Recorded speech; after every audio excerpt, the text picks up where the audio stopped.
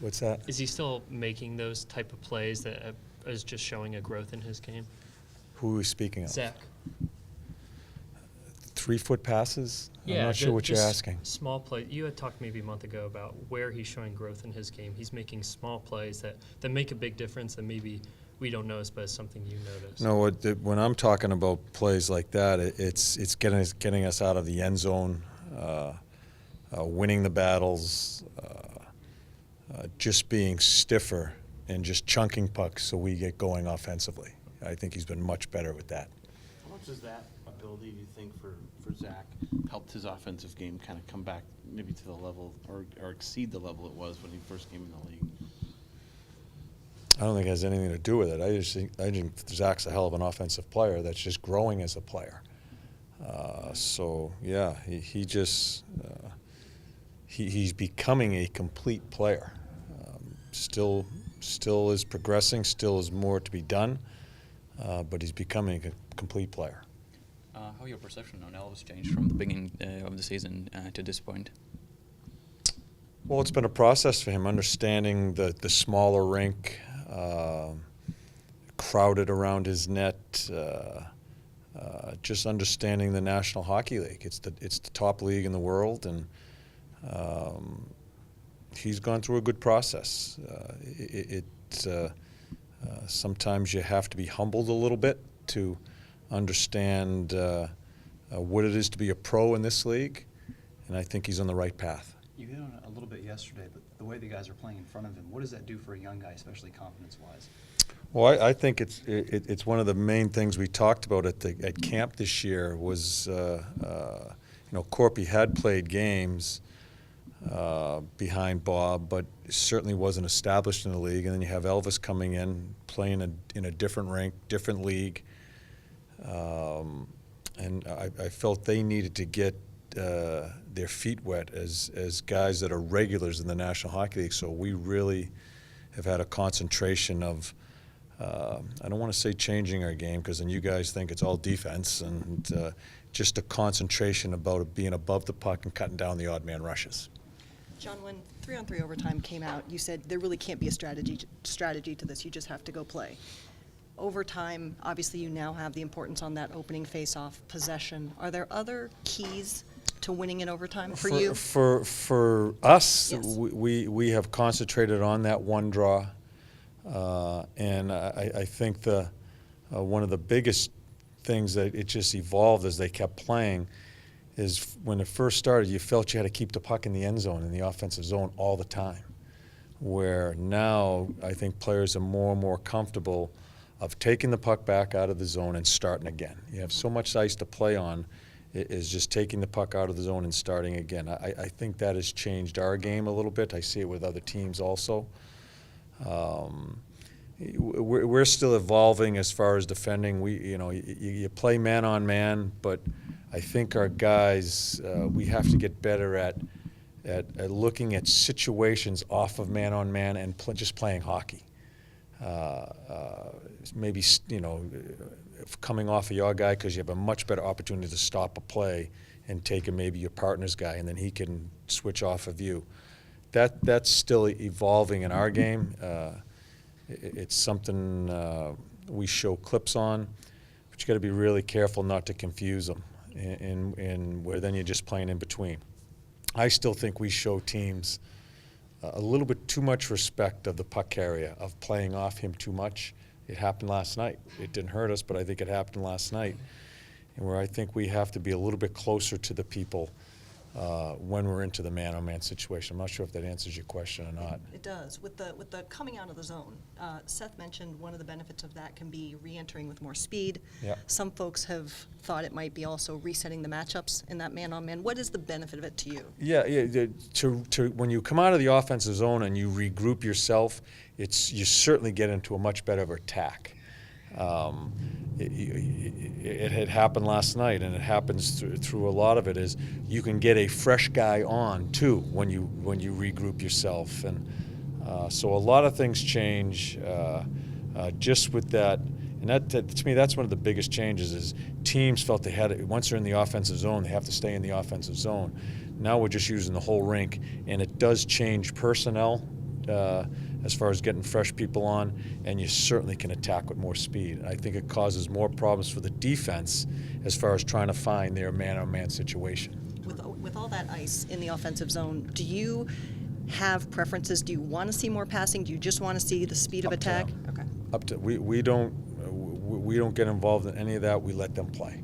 I think one of the biggest things, 5-on-5 offense and 3-on-3 offense, is always moving your legs and just crisscrossing, just trying to get movement within the offense so you can try to confuse that defensive coverage. A lot of teams play man-on-man, 5-on-5. We play a zone coverage, but a lot of teams in the league play a man-on-man.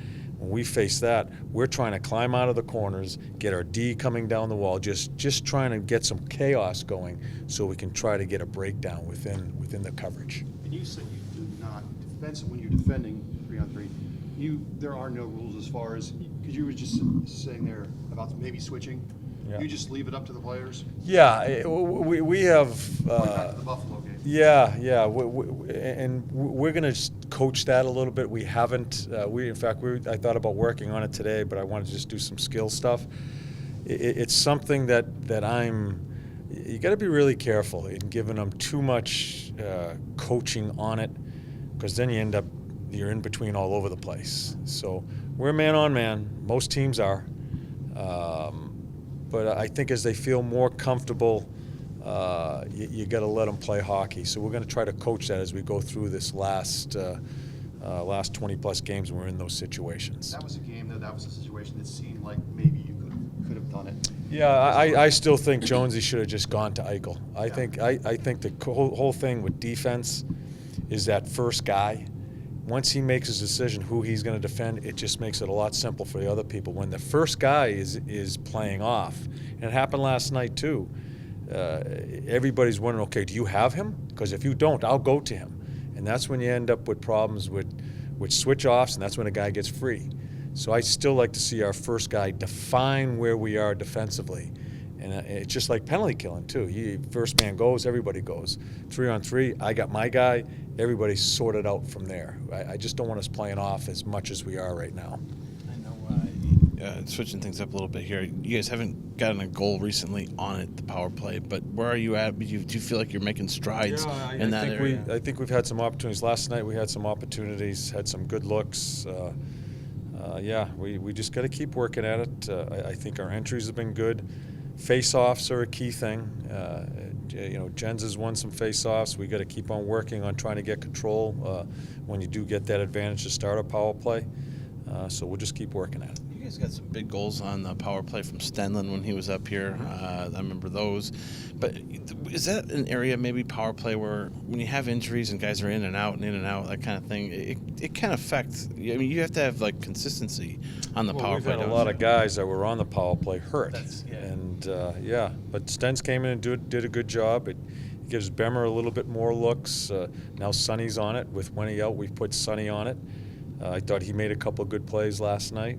So you guys have a right to ask about it because we just haven't scored, but we just got to keep on trying to find our way with it. Is it surprising that you've gone on this kind of a run without it being, Well, I think clicking? our penalty killing offsets it too, because our penalty killing has just kept on climbing and been more consistent. So until we get that power play going, we got to make sure we stay on top of the other end of it.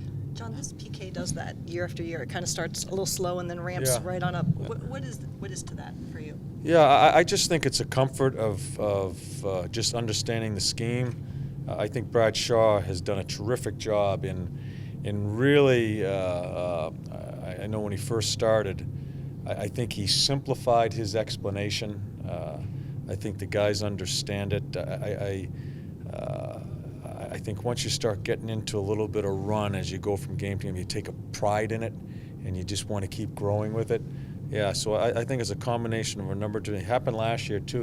We just kept on climbing, and it's in the importance of it too. When we have a power play that isn't scoring, they know the importance of trying to get it on the other side of the ledger straightened out. So a number of different things come with it, and good goaltending helps too.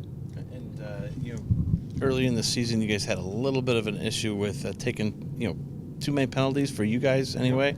It seems like that's been cleared up here the last month and a half. We've always been a disciplined team. We got into a little bit of funk there. I think some of them, quite honestly, shouldn't have been penalties. They were called.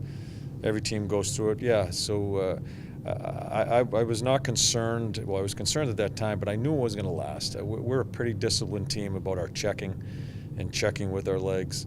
Hopefully it'll continue. The start of the season, you mentioned a couple times how important patience in games was going to be for this team, and not chasing games and playing that defensive style and above the puck and all that. But has it impressed you how much patience has kind of become one of the bedrocks of the way that you guys have played during the streak? I mean, especially these last 3 games, in situations where you probably could have been a little impatient. I just think we feel comfortable in the games. We're involved in so many close games. I think we're just used to being there. And, in between periods and as we show our tape in between games, we're always talking about decision-making in the neutral zone, with and without the puck, and just letting the game come to us. And when we're not trying to force things, then we're chasing it. And, we lived through it for a number of minutes last night where we're getting some chances, a number of chances, and Bob played well. We didn't get frustrated and try to do too much to give them a breakdown onto us, or us breakdown, they get odd man rushes. So last night was a really good lesson for us in finding a way to win that game.